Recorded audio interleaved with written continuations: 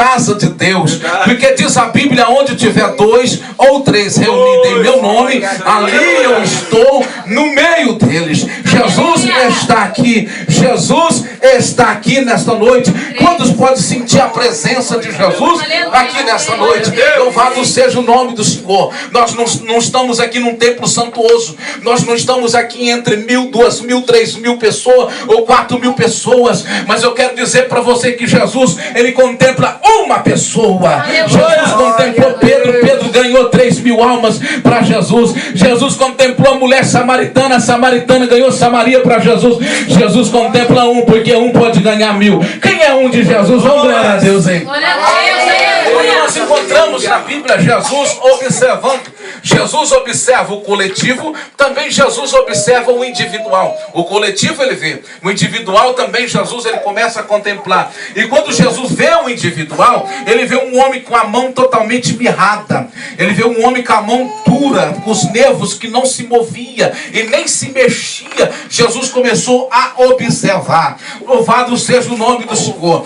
Nesta noite eu gostaria de trazer uma palavra ao coração de todos que aqui estão presentes sobre a mão de Deus. A mão do Senhor. Fala comigo, a mão do Senhor. A mão do Senhor. A mão do Senhor. A mão do Senhor. A mão do Senhor. Quando nós começamos a entender a Bíblia Sagrada, que Jesus, ele não olhou simplesmente para o coração do homem. Jesus não olhou para a mente, quem sabe, do homem. Jesus contempla a mão do homem. O que a mão do homem estava? A mão do homem estava mirrada. A mão do homem estava atrofiada, precisando da misericórdia e da graça do Senhor. Se nós formos contemplar na Bíblia Sagrada, desde Gênesis, Apocalipse, nós encontraremos algumas passagens bíblicas que falam sobre a mão. Nós encontraremos na Bíblia Sagrada falar sobre mão. Por que não falar da mão de Jesus? Quando nós começamos a olhar para a cruz, nós vamos ver que Jesus foi pendurado no madeiro e batia-se os cravos, batia-se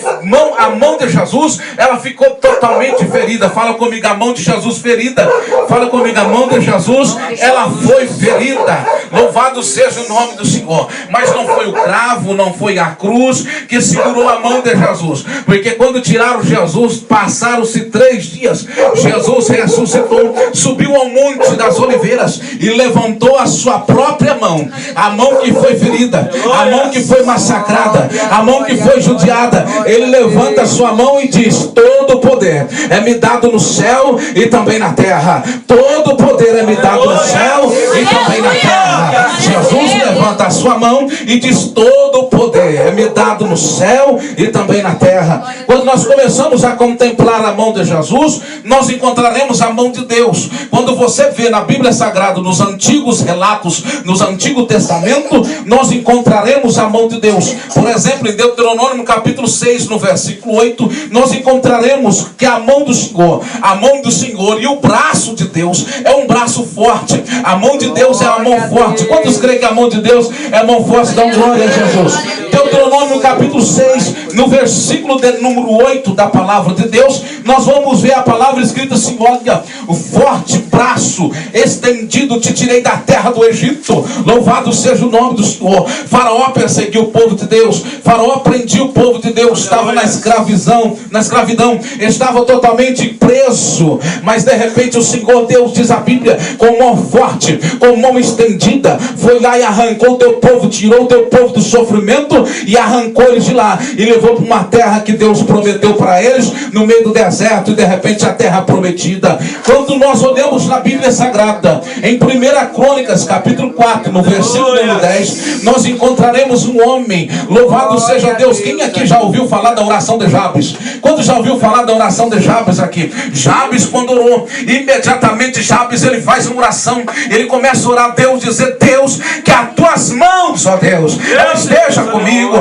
que as tuas mãos me guia, que as tuas mãos me leva, que as tuas mãos me guarda, que as tuas mãos vai comigo, Senhor. Se a tua mão não for comigo, ai de mim, se a tua mão não for comigo, Senhor. Então ele imediatamente, ele diz: Senhor, eu preciso que a tua mão, ela me acompanhe aonde quer que eu for. Quando nós olhamos na Bíblia Sagrada, em Jó no capítulo 19, no versículo de número 21, nós encontraremos Jó dizer assim: Senhor, a tua mão me tocou, a tua mão me tocou, a tua mão me tocou, Senhor. Jó fala que a mão do Senhor, ela tem tocado nele. Louvado seja o nome do Senhor. Quantos aqui quer que a mão de Deus toque em você para a bênção?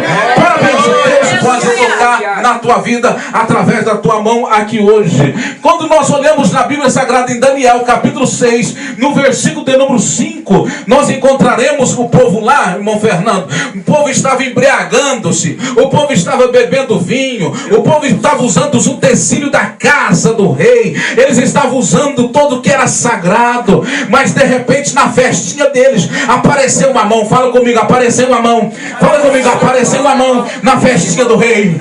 Na festinha do rei, fala mais alto. Apareceu uma mão na festinha do rei. Louvado seja Deus. Sabe o que aconteceu? Eles estavam festejando, mas eles tinham esquecido que há um Deus no céu. Eles estavam festejando, comemorando, quem sabe, a vitória. Mas o povo de Deus não perde batalha, e Deus não perde, porque meu Deus é vencedor. Eles estavam comemorando, de repente veio uma mão, sem auxílio de braço nenhum, entrou dentro do templo, e a mão foi passeando no templo, a mão foi andando no templo, escreveu-se na parede, e foi escrevendo na parede, dizendo: ó rei, foste pesado na balança. A mão de Deus, a mão misteriosa, entrou dentro do templo, entrou dentro daquele lugar, para mostrar para eles que o meu Deus é forte, o meu Deus não estava concordando com aquilo, e que o reinado do rei estava pesando sobre eles. A mão do Senhor, ela entrou naquele lugar para confundir os homens. A mão do Senhor, ela tem entrado naquele lugar para fazer um milagre.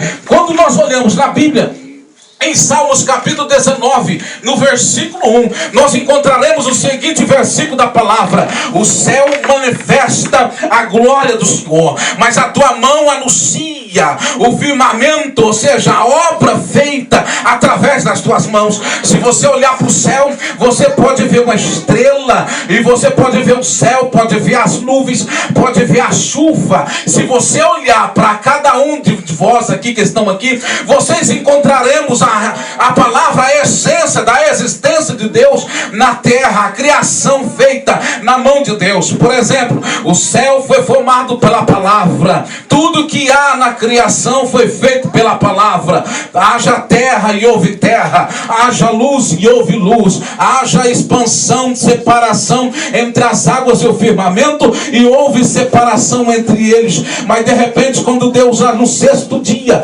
Deus resolve fazer diferente, Deus resolve mudar tudo, e Deus desce do céu e vai na terra. E sabe o que Deus começou a fazer? Deus começou a pegar um barro, Deus começou a pegar terra e começou a fazer um barro, e a mão de Deus lambrecada de barro. Já pensou, irmão? A mão de Deus lambrecada de barro. Deus pega o barro e começa a fazer, e a mão de Deus vai trabalhando, a mão de Deus vai trabalhando, a mão de Deus vai fazendo o homem, a mão de Deus vai criando o homem. Aleluia! E Deus agora começa a formar com a sua própria mão, aleluia, a coroa da criação. Deus faz o homem segundo a sua imagem e semelhança, e sopra sobre ele o Espírito do Senhor sobre o homem, e o homem começa a viver. Olha para o teu irmão e fala assim: você foi feito na mão de Deus, você não foi feito com a palavra, você foi feito pela mão de Deus.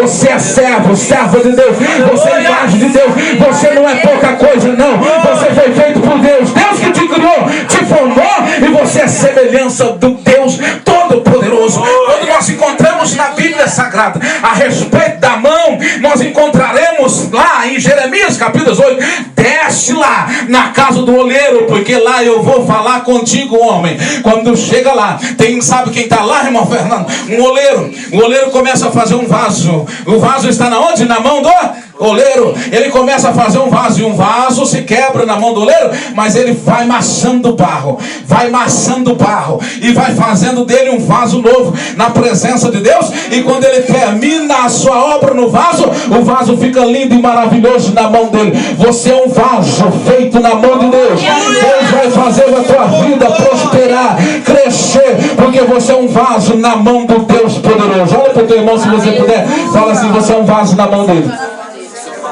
Você é um vaso na mão.